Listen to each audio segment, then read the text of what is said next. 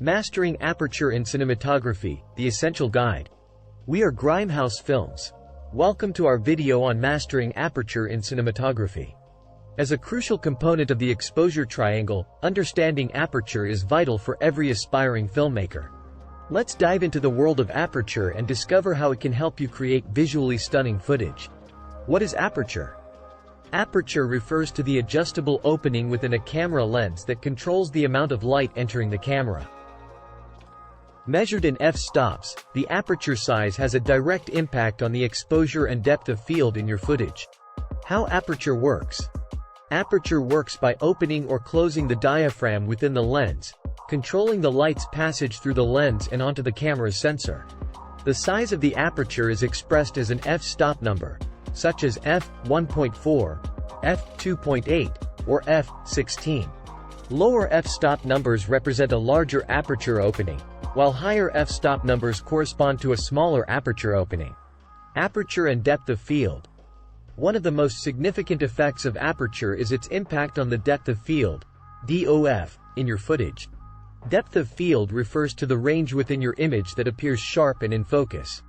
A larger aperture, lower f-stop number, creates a shallower depth of field, which can be used to isolate your subject by blurring the background.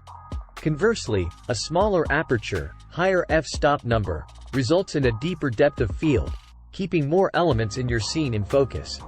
Balancing aperture with shutter speed and ISO. Aperture is one of the three components of the exposure triangle, alongside shutter speed and ISO. When adjusting aperture, it's essential to consider its impact on both exposure and depth of field, as well as how it relates to the other components of the exposure triangle. Remember to strike the right balance between these elements to achieve the desired exposure, depth of field, and overall image quality. Aperture and lens choices. Different lenses offer various maximum aperture sizes, which can significantly impact your ability to control depth of field and work in low light conditions. Lenses with a larger maximum aperture, lower f-stop number, are referred to as fast lenses, as they allow more light to enter the camera, enabling you to use faster shutter speeds and lower ISO settings. Fast lenses are particularly useful for achieving a shallow depth of field and capturing sharp footage in low-light situations. Tips for managing aperture in your shoots. 1.